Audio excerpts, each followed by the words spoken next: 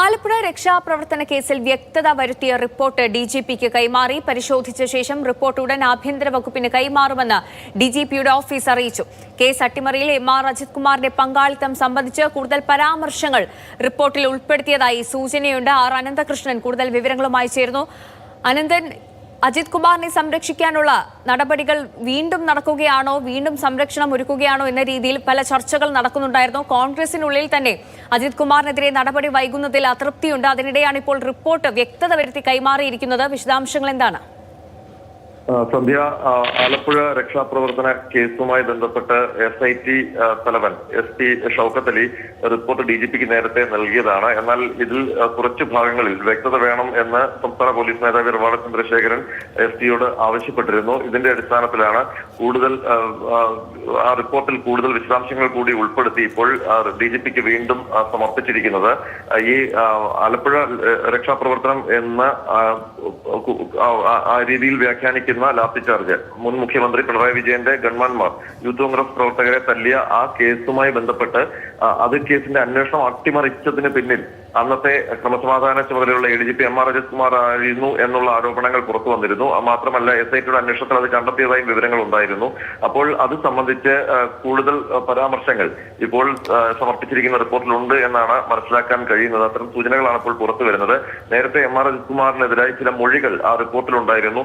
ആ മൊഴിയുടെ അടിസ്ഥാനത്തിൽ M.R. അജിത് കുമാറിനെതിരെ നടപടിയെടുക്കണം എന്നുള്ളൊരു ആവശ്യം കോൺഗ്രസിലും ഒപ്പം തന്നെ അന്ന് ഈ മർദ്ദനത്തിനിരയായ യൂത്ത് കോൺഗ്രസ് നേതാക്കളുടെ ഭാഗത്തു നിന്നുമൊക്കെ ഉണ്ടായിരുന്നു. പക്ഷേ ഈ M.R. അജിത് കുമാറിനെതിരെ നടപടിയെടുത്താൽ അത് നിയമപരമായി നിലനിൽക്കുമെന്നുള്ളൊരു ആശങ്ക സർക്കാരിനുണ്ട്. അതുകൊണ്ട് തന്നെയാണ് നടപടി വൈകുകയും ചെയ്തത്. തുടർന്നാണ് കൂടുതൽ വ്യക്തത തേടാൻ DGPയോട് ആവശ്യപ്പെട്ടത്. അങ്ങനെ ആ റിപ്പോർട്ടിൽ കൂടുതൽ വ്യക്തത ഇപ്പോൾ വരുത്തിയിരിക്കുകയാണ്. അപ്പോൾ M.R. അജിത് കുമാറിന്റെ ഇതിൽ കൂടുതൽ M.R. അജിത് കുമാറിന്റെ പങ്കാളിത്തം വ്യക്തമാക്കുന്ന കൂടുതൽ വിശദാംശങ്ങൾ ആ റിപ്പോർട്ടിൽ ഉൾപ്പെടുത്തിയിട്ടുണ്ടെന്നാണ് ഇപ്പോൾ മനസ്സിലാക്കാൻ കഴിയുന്നത്. ഒരുപക്ഷെ ആ റിപ്പോർട്ട് അടുത്ത് തന്നെ ആഭ്യന്തര വകുപ്പിന് കൈമാറും, ആഭ്യന്തരമന്ത്രിക്ക് കൈമാറുമെന്നാണ് DGPയുടെ ഓഫീസ് വ്യക്തമാക്കുന്നത്.